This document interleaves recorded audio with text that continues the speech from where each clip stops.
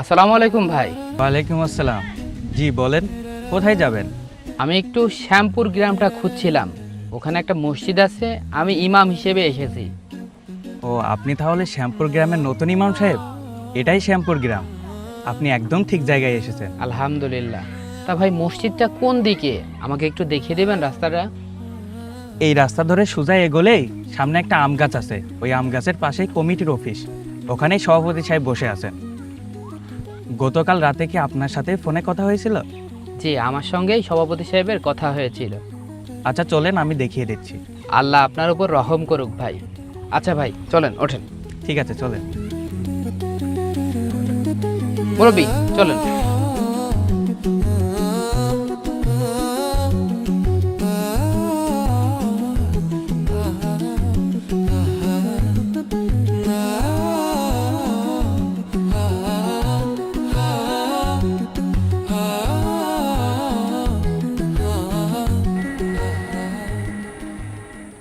মসজিদে ভালো একটা ইমাম দরকার, তা না হলে মুরব্বি এখানে দাঁড়ান, এখানে দাঁড়ান। সভাপতি সাহেব, এই যে আমাদের মসজিদের নতুন ইমাম এসেছে।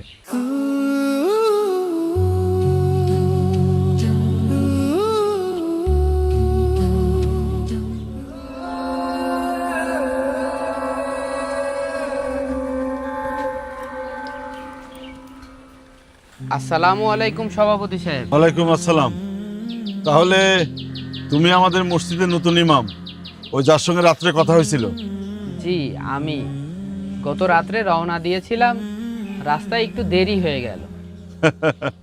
ইমামের আবার দেরি? আরে মসজিদে ফজরের সময় লোক পাও কিনা তাই দেখো। এসেছো ভালো হয়েছে। তোমার বয়স কত? এই 24। একটু অল্প বয়সী ছেলে সভাপতি সাহেব, ওকে দিয়ে কি গ্রাম চলবে? আগে যে হুজুর ছিল ও অন্তত দাড়ি পাকা আল্লাহ মানুষ ছিল, এ কি অবস্থা! শোনো খন্দকার, এই অল্প বয়সী ছেলে আমাদের কথাবার্তা ঠিকঠাক মতো শুনবো, আমরা যা বলবো ও তাই শুনবে। কিন্তু এই চুল পাকা ও, ধরো ও এসে ওর মতো বাদ চালাবে, বোঝেন কথা? ঠিক আছে না?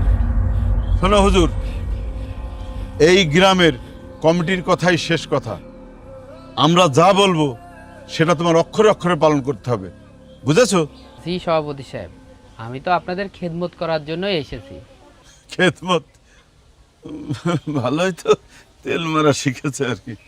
তো যাই হোক, চলো তোমার মসজিদটা চিনিয়ে দিই। সভাপতি সাহেব কিছু বললেন? না না না, চলো মসজিদটা চিনিয়ে দিই। এখন তো চলো সেক্রেটারি, চলো মসজিদটা চিনিয়ে দিই। হুজুর এসো, এই যে আমাদের মসজিদ, বুঝতে পেরেছো? চলো চলো।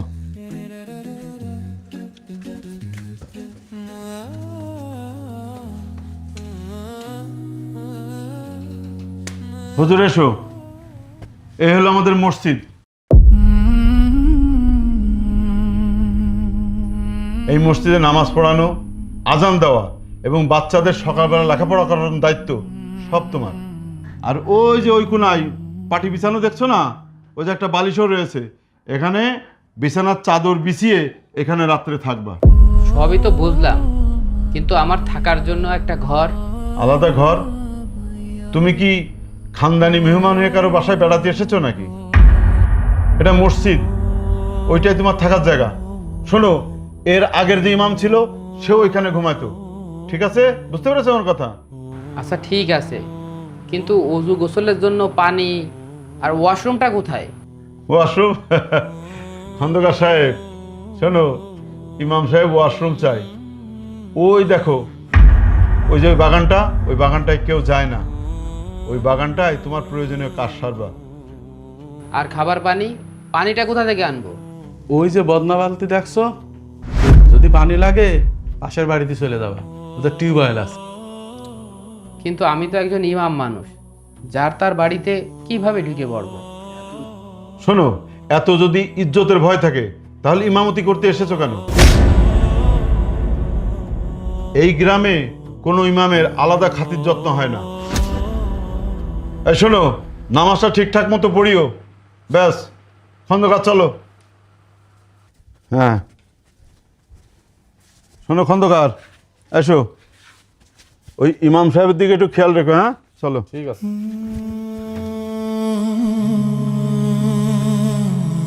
আল্লাহ তুমি ভরসা। নবীজিও তো অনেক কষ্ট করেছেন, কত যন্ত্রণা সহ্য করেছেন, আমার আর কি। আসসালামু আলাইকুম আব্বা। ওয়ালাইকুম আসসালাম বাবা। তুমি ঠিকঠাক মতন পৌঁছায়ছো? ওখানকার গ্রামটা কেমন বাবা? পৌঁছেছি আব্বা, আলহামদুলিল্লাহ। গ্রামটা অনেক সুন্দর আর গ্রামের মানুষগুলো খুব ভালো। যাক শুক্রিয়া। আমার ছেলেটা আজকে একটা মসজিদের ইমাম।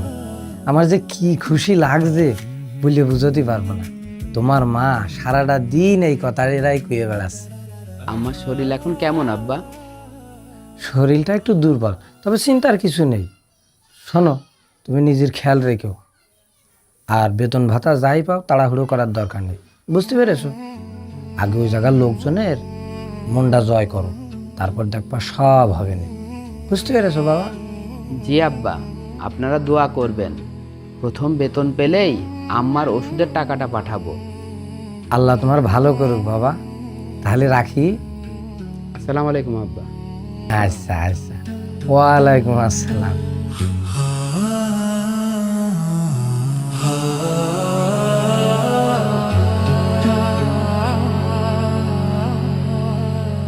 হে আল্লাহ, আমার বাবা মায়ের মুখে যেন হাসিটা ধরে রাখতে পারি, তোমার কাছে এতটুকুই চাই মাওলা।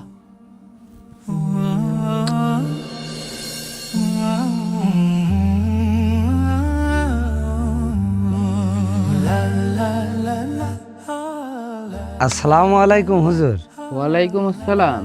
কে আপনি ভাই? আমি সাইফুল, এই গ্রামের বাড়ি, রিক্সা চালাই। শুনলাম গ্রামের নতুন ইমাম সাহেব হুজুর এসেছে, সারাদিন কিছু খাইনি, তাই বৌদ্ধের দুটো রুটি আর একটু গুড় নিয়ে আসি, একটু খেয়ে নেন হুজুর। নেন। গরিব মানুষ তো, এর সাথে বেশি কিছু করতে পারলাম না। সুবহান আল্লাহ। আপনি জানেন না সাইফুল ভাই, কালকে রাত থেকে আজকে দুপুর পর্যন্ত পেটে একটা দানা পড়েনি। আপনি এই খাবারটা নিয়ে এসেছেন, আল্লাহ আপনাকে এই খাবারের 1000 গুণ করে ফেরত দিক। লজ্জা দেবেন না হুজুর, আপনার সেবা করতে পারলে নিজেকে ভাগ্যবান মনে করেন। আর হুজুর একটা কথা শুনি, আমি কিন্তু এই রাস্তায় রিক্সা নিয়ে থাকি, আপনার যখন দরকার হয় আমার ডাক দেবেন, আমি সেই কাজ করে দেব। এই গ্রামে এসে প্রথম আপনার মতন একটা মানুষ পেলাম। ভাই আসেন, একসাথে 2 জন রুটি ভাগ করে খাওয়া নেই। আসেন ভাই আসেন। না না হুজুর, এটা আপনার জন্য, আমি বাড়ি থেকে খেয়েই আসছি। শুক্রিয়া ভাইজান।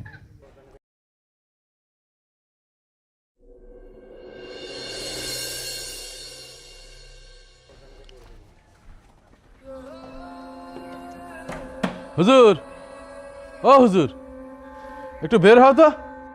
জি খন্দকার সাহেব। এটা আমার সাথে এসো তো। কোথায় যাব?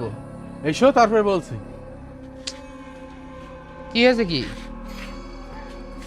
বুঝলাম না, কোথায় নিয়ে যাচ্ছেন আমার? আরে আসো বলছি। বলেন।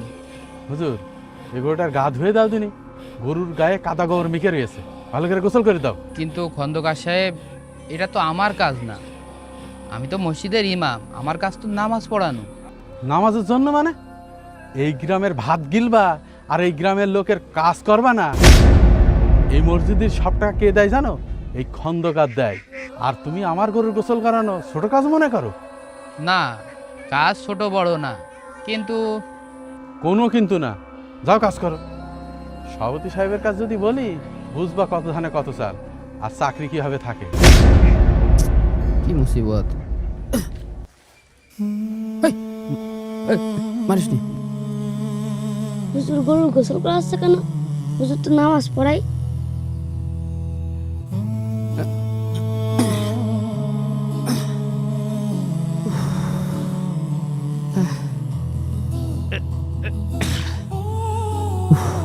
ইমামতি করতে এসে ঘর ধরে দুয়াও লাগছে। ইমাম, এই ইমাম সাহেব, এই শোনো, কালকে ফজরের নামাজ পড়িয়ে সোজা মাঠে চলে আসবা। আমার মাঠে ধান কাটতে হবে। সভাপতি সাহেব, ফজরের পরে তো আমি একটু কোরআন তেলাওয়াত করি, আর মক্তবের বাচ্চারাও কোরআন শিখতে মসজিদে আসে। শোনো, 2 দিন মক্তব বন্ধ থাকলে আকাশ ভেঙে পড়বে না, কিন্তু আমার মাঠে ধান নষ্ট হলে সে খেসারত কে দেবে? তুমি দিবা? আমি তো আপনার এই সমস্ত কাজে অভ্যস্ত না সভাপতি সাহেব। অভ্যস্ত না, অভ্যাস করে ভালো। এত নবাবে চললে এই গ্রামে টিকতে পারবা না। বেশি কথা আমি পছন্দ করি না। আমি চললাম। আচ্ছা।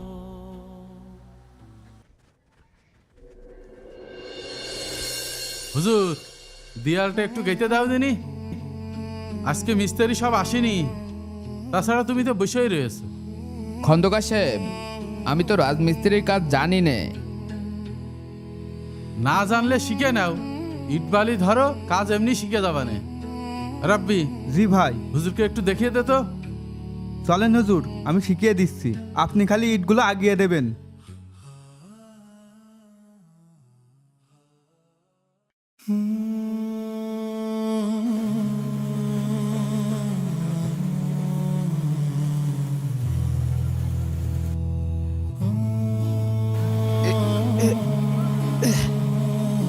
ওরে বাবারে, কি ভারী! ইটগুলো অনেক ভারী।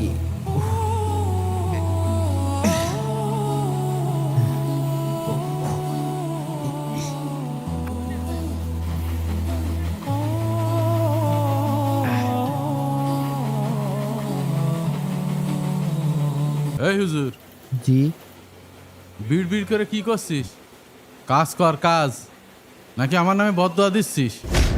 না খন্দকার সাহেব, আপনার নামে বদনাম দেব কেন? কাজ কর।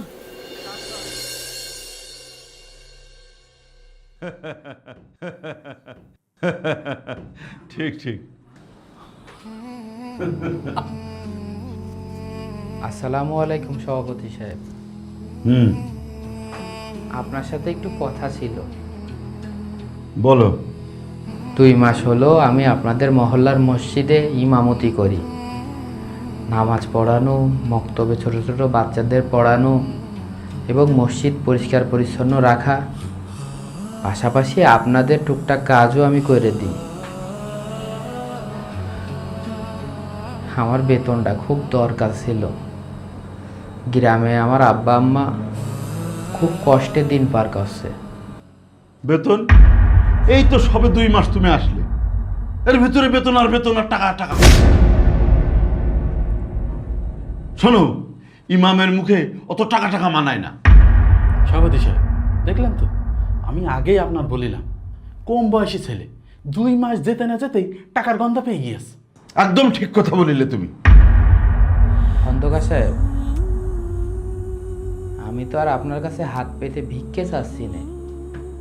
আমি যে পরিশ্রম করেছি, আমার পাওনা টাকাটা চাচ্ছি। পাও না? শোনেন, কমিটির ফান্ডে কোনো টাকা নেই। আল্লাহর রাস্তায় কাজ করেন, কাজ আল্লাহ দেবেন। সভাপতি সাহেব, ইমাম সাহেব তো ঠিকই বলছেন। মানুষটা 2 মাস ধরে। আরে বাবা, তুমি থামো তো। দেখছো না ক্যাশিয়ার আমি কথা বলছি, এর ভিতরে তুমি ঢুকে গেছো। হ্যাঁ, তুমি যাও, টাকা পয়সা হবে, যাও, পরে দেখা করো।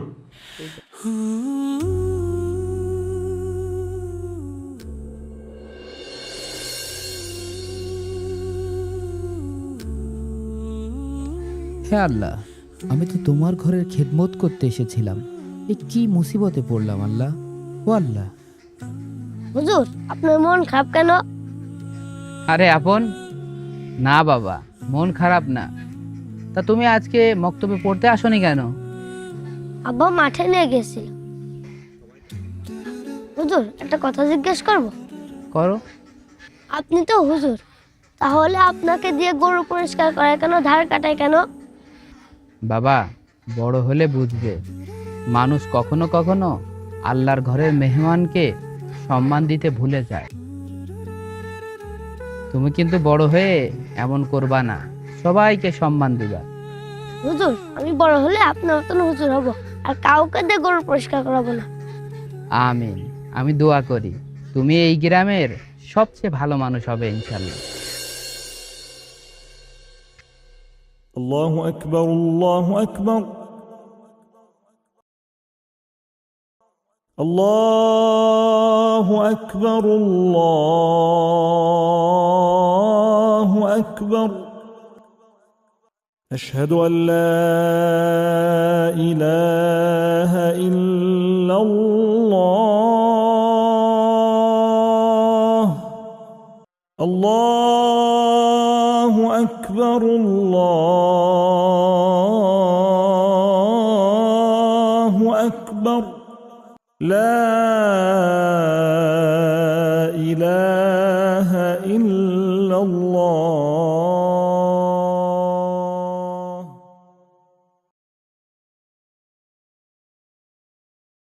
নাহমাদুহু ওয়া নুসাল্লি আলা রাসূলিল কারীম আম্মাবাদ। প্রিয় ভাইয়েরা, মসজিদ হচ্ছে আল্লাহর ঘর, আর এই আল্লাহর ঘরটাকে আমরা বানিয়েছি মন্দির গির্জার মতন। আপনারা আমার কথা শুনে অবাক হয়ে যাবেন যে এই মসজিদে সপ্তাহে একদিন অনেক মানুষ আসে, নামাজ পড়তে আসে। কাল কিয়ামতের ময়দানে আল্লাহ কিন্তু প্রশ্ন করবে যে তোমাদের মহল্লায় তোমরা 100 ঘর মানুষ ছিলে, সেখানে একজন ইমাম সাহেব ছিল, তোমরা কি তার খোঁজ খবর নিয়েছো? সে ঠিক মতো খাওয়া দাওয়া পাচ্ছে কিনা, তার দেখাশোনা, তার বেতন, এগুলো কি তোমরা খবর নিয়েছো? সেই দিন কিন্তু আল্লাহর কাছে আপনাদের জবাবদিহিতা করা লাগবে। তাই আপনারা মসজিদে আসবেন, মসজিদের খেদমত করবেন। মসজিদ হচ্ছে আল্লাহর ঘর, আর আল্লাহ আমাদেরকে দিয়ে দিয়েছে ঘরটা। আপনারা এবং আপনাদের সন্তানদের যদি মসজিদে নিয়ে আসতে পারেন, মসজিদ পরিষ্কার করলেও অন্তর পরিষ্কার হয়ে যায়। সুবহানাল্লাহ। হুজুরের ওয়াজটা বেশি লম্বা হয়ে গেল না? হুজুরের পেটে নেই ভাত, হুজুর আবার জান্নাত জাহান্নামের গল্প শোনায়। আরে রাখতো, হুজুর তো ভালোই ওয়াজ করেছেন। আগের হুজুর তো কথাই বলতে পারতো না। ভালো মন্দ পরের কথা, এই ছোকরা হুজুরের তেজ বেশি। বেতন চাই, ঘর চাই, ওয়াশরুম চাই। ইমাম সাহেবের এত চাহিদা হলে চলে?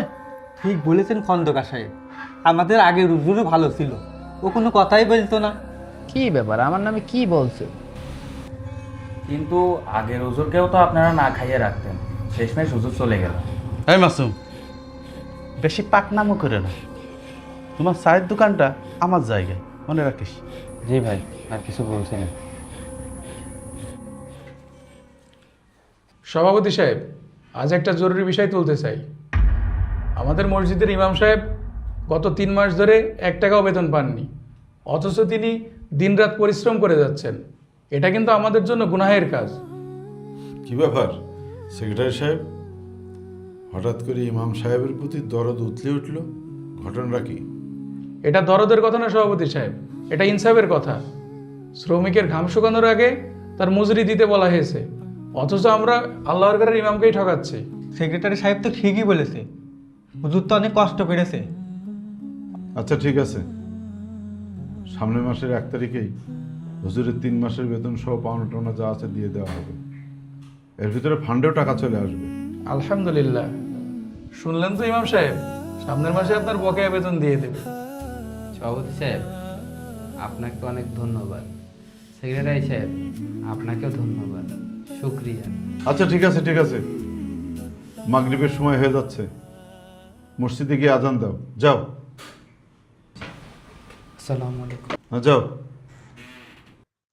এই খুশির সংবাদটা আব্বাকে একটু ফোন দিয়ে জানাই, আব্বাও খুব খুশি ভাবেন। আসসালামু আলাইকুম আব্বা। ওয়ালাইকুম আসসালাম বাবা। একটা সুখবর আছে। কি সুখবর? সামনের মাসের 1 তারিখে আমি 3 মাসের বেতন একবারে পাবো। আমার চিকিৎসার টাকাটা আমি একবারে দেব, আপনি কোনো চিন্তাই করবেন না। আলহামদুলিল্লাহ, শুনে বুকটা জুড়িয়ে গেল বাবা। তোমার মা শুনলে কি যে খুশি হবে। দেখো, আমি বলছিলাম না, ধৈর্য ধরলেই আল্লাহ ঠিকই একটা না একটা পথ দেখায় দেবে। জি আব্বা, শুধু আর কয়েকটা দিন। আম্মাকে বলবেন আমি প্রতি রাতে তার জন্য তাহাজ্জুদে দোয়া করি, উনি দ্রুত সুস্থ হয়ে যাবেন ইনশাল্লাহ। বলবো বাবা, বলবো। আল্লাহ হাফেজ। আল্লাহ হাফেজ।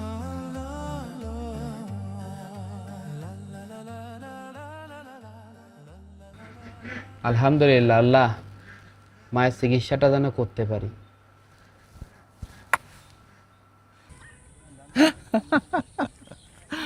আল্লাহ আসসালামু আলাইকুম সভাপতি সাহেব। আজকে তো 1 তারিখ, আপনি বলেছি 1 তারিখে কি হয়েছে? বলেছিলাম তো কি খন্দকার, এই ফান্ডে কি কোনো টাকা পয়সা আছে? টাকা কোথায়?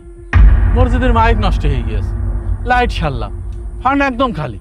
কিন্তু সভাপতি সাহেব, আপনি তো কথা দিয়েছিলেন। আমার মা ওইদিকে। শোনো হুজুর, কথা দিয়েছিলাম তাতে কি হয়েছে? তখন তো পরিস্থিতি বুঝে দিইনি। এখন তো ফান্ডে কোনো টাকা নেই। আর টাকা কি গাছে ধরে নাকি যে ছিঁড়ে তোমাকে দিয়ে দেবো? আর হুজুর, তোমার একটা কথা বলি, তুমি ইমাম মানুষ, তোমার মুখে এত টাকা টাকা শুনতে ভালো লাগে না। তোমার দুনিয়ার লোভ এত বেশি কেন? খন্দকার সাহেব, 3 মাস ধরে আপনাদের সবার সব কাজ করে দিয়েছি। ধান কাটিছি, গরুর গোসল করাই দিয়েছি, রাজমিস্ত্রির কাজও করেছি। এখন আমার ন্যায্য টাকাটা চাওয়াও কি আমার জন্য পাপ? এই, তুমি গলা উঁচু করে কার সাথে কথা বলো? তুমি জানো না আমি এই গ্রামের সভাপতি? আমি চাইলে তোমাকে মসজিদ থেকে ঘাড় ধাক্কা দিয়ে বের করে দিতে পারি। যাও এখান থেকে, যাও। যাচ্ছি। আল্লাহ, ও আল্লাহ, তুমি দেখো, আল্লাহ তুমি দেখো।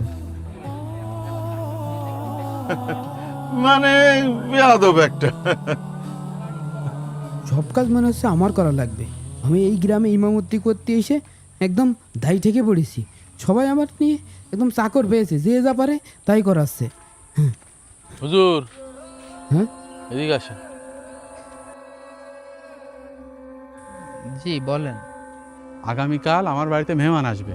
মাঠ থেকে 10টি ধান কেটে আনবা, আর এই যে গোয়ালটা দেখছো, এটা পরিষ্কার করে রাখবা।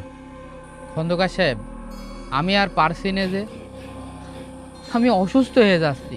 তার উপর 2-3 মাস ধরে আপনারা বেতন দেন না। বেতন দেখলে রাব্বি, ইমাম সাহেব কত বড় বেয়াদব হয়েছে। কাজের কথা কলি বেতনের খুঁটা দেয়। এমন করবেন না হুজুর, খন্দকার সাহেবের কথা না শুনলে কিন্তু এই গ্রামে টিকতে পারবেন না। ভাই, আপনারা কি আমার মানুষ বলে মনে করেন না? আমারও তো পেট আছে, আমারও তো পরিবার আছে। এতই যদি পরিবারের চিন্তা করবা, তাহলে মসজিদে ইমামতি করতে আছো কি জন্য?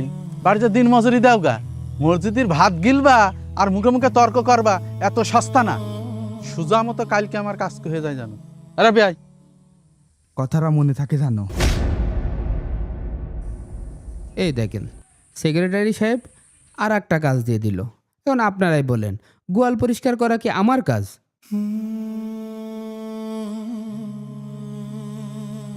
আল্লাহ, তোমার ঘরের খেদমত করতে এসে তোমার বান্দাদের খেদমত করা লাগছে। আল্লাহ, কি মুসিবতে পড়লাম।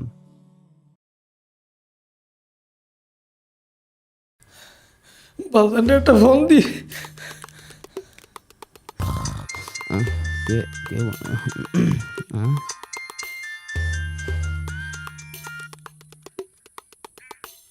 আসসালামু আলাইকুম আব্বা।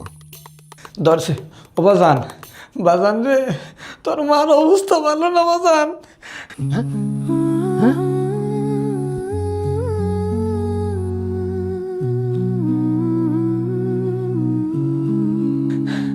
যশোর হাসপাতালে নিয়ে আসছি। হ্যাঁ, বুহে ব্যথা উঠছে। ডাক্তার কইছে এখনই চিকিৎসা করা লাগবে। আব্বা, আম্মা এখন কেমন আছে? ডাক্তার কি বলেছে? ডাক্তার কইছে ইমার্জেন্সি 10,000 টাকা লাগবে। তুই একটা কিছু হার বাজান, আমার হাতের অবস্থা ভালো না। আমি মনে হয় তোর মারে আর বাঁচাইতে পারবো না। আব্বা, আপনি একদম চিন্তা করবেন না, আমি এখনই টাকার ব্যবস্থা করছি। আমার আম্মার কিছু হবে না ইনশাল্লাহ। আপনি শুধু ডাক্তারকে বলেন চিকিৎসা শুরু করতে। তাড়াতাড়ি কর বাবা, একটু তাড়াতাড়ি হর। ঠিক আছে। হে আল্লাহ, আমার মাকে বাঁচাও আল্লাহ। আল্লাহ, এই 10,000 টাকার ব্যবস্থা করে দাও আল্লাহ। কার কাছে যাবো আল্লাহ? আল্লাহ, কার কাছে যাবো? হে আল্লাহ, এখন আমি কার কাছে যাব? কার কাছে টাকা পাবা না? আমার মাকে তো বাঁচাতে হবে। কার কাছে যাব? সভাপতি সাহেব, সভাপতি সাহেব, ও সভাপতি সাহেব, একটু গেটটা খোলেন। আসসালামু আলাইকুম সভাপতি সাহেব। এত রাত্রে আপনাকে বিরক্ত করলাম, তার জন্য আমি আন্তরিকভাবে দুঃখিত। আমি একটা বড় বিপদে পড়েছি। এত রাত্রে আবার কি হলো তোমার? আমার মা মৃত্যু সজ্জায় যশোরের হসপিটালে। এখন 10,000 টাকা না হলে তার চিকিৎসা হচ্ছে না। আমার 3 মাসের যে বেতন পাবো, ওই বেতন থেকে কিছু টাকা দেন, আপনার পায়ে ধরি। এই মাঝরাতে আমি এত টাকা কোথায় পাবো? তোমাকে বলেছি না যে ফান্ডে কোনো টাকা নাই? সভাপতি সাহেব, আমি তো ভিক্ষা চাচ্ছি না, এটা আমার পাওনা টাকা, আমার মায়ের জীবনের প্রশ্ন।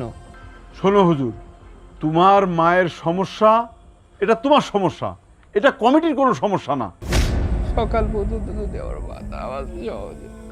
এত রাতে তুমি আমার ঘুমটা নষ্ট করতে এসেছো। যাও যাও বলছি, মাথা গরম করো না, যাও।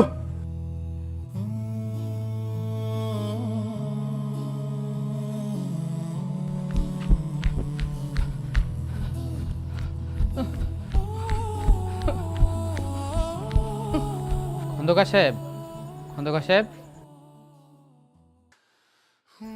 একটু শুনবেন?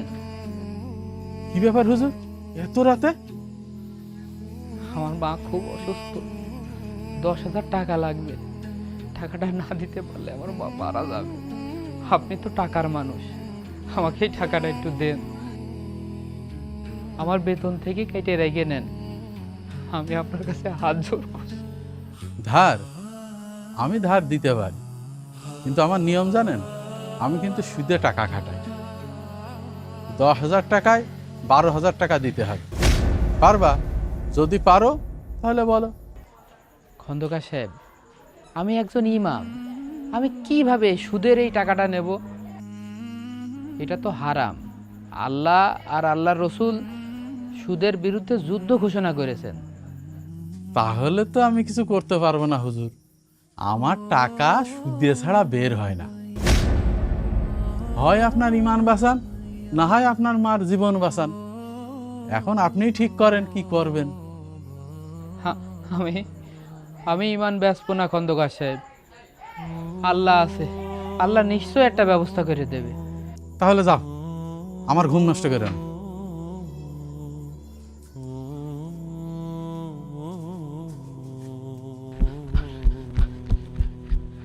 হুজুর, এত রাতে আমার এখানে কি?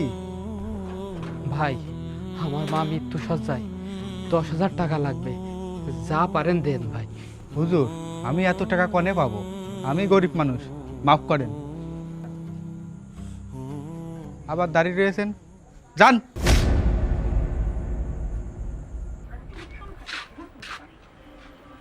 মাসুম ভাই, আমার মা খুব অসুস্থ, অল্প কিছু টাকা যদি থাকে দেন না ভাই, খুব উপকার হইতো। হুজুর, আমার কাছে টাকা থাকলে আমি দিয়ে দিতাম।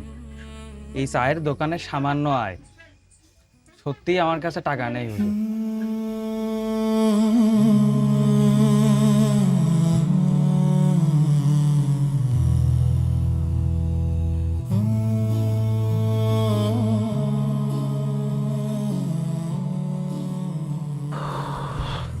আরে হুজুর, এত রাতে রাস্তায় কি হয়েছে?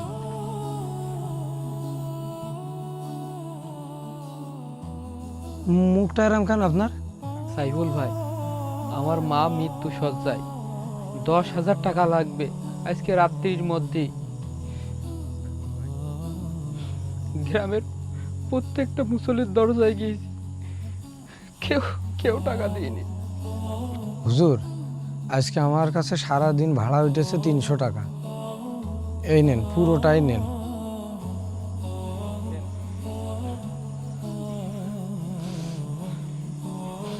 আমার কাছে আর কিছুই নেই হুজুর। ইস, যদি সামর্থ্য থাকতো আমি আর কিছু হেল্প আপনার করতাম। সাইফুল ভাই, আপনি গ্রামের সবচেয়ে গরিব মানুষ, অথচ আজকে আপনিই আমার পাশে দাঁড়ালেন। আল্লাহ আপনার উপর রহম করুক।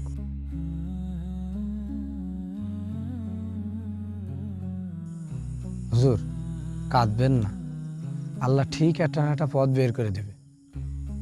বলছি হুজুর, আপনি একটু দাঁড়ান, আমি দেখি আর কারোর কাছে কিছু টাকা পয়সা পায় কিনা।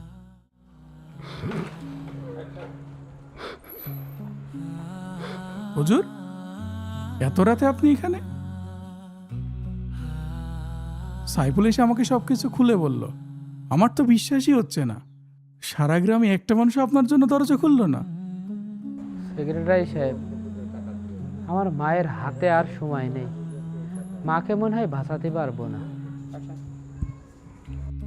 হুজুর, এই নেন 10,000 টাকা।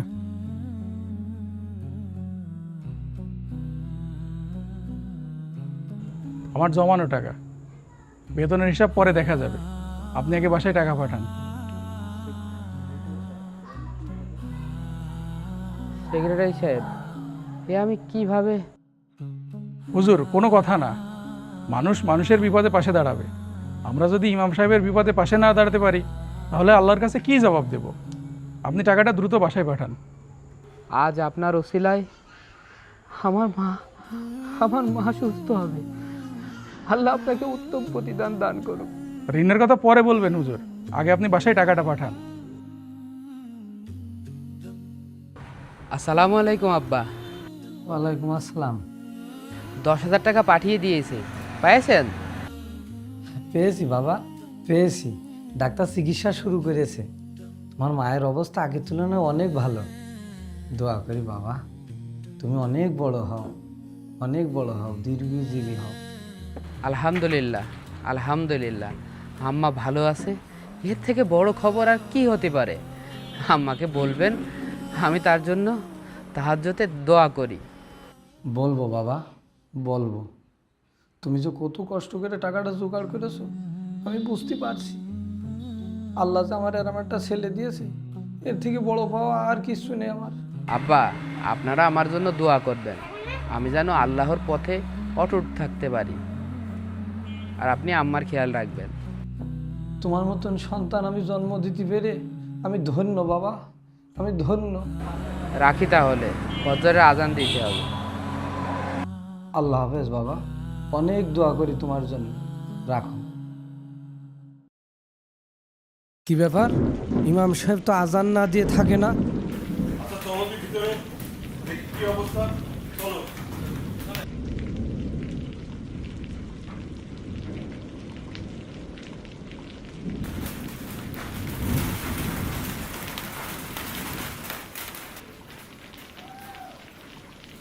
হুজুর, হুজুর,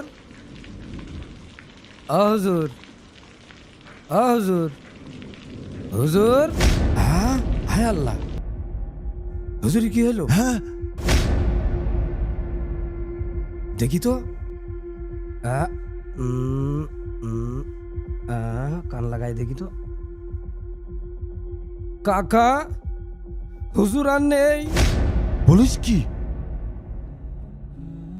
এই হাতেও কি দেখ তো।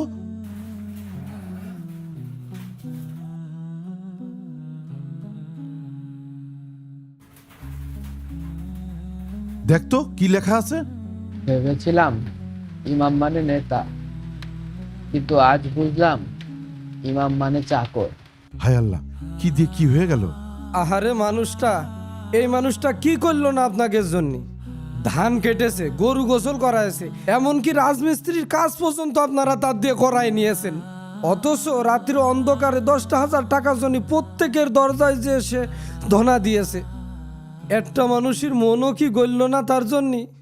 আহারে, লোকটার আমরা চিনতে পারলাম না।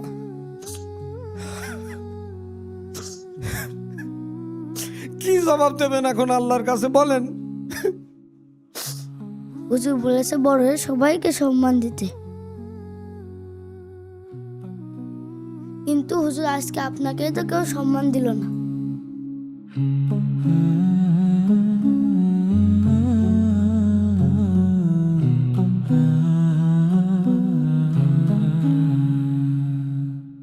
হে আল্লাহ, আপনি আমাদের গ্রামবাসীকে মাফ করে দেন। আপনার অলিকে আমরা চিনতে পারিনি, আপনি আমাদের মাফ করে দেন।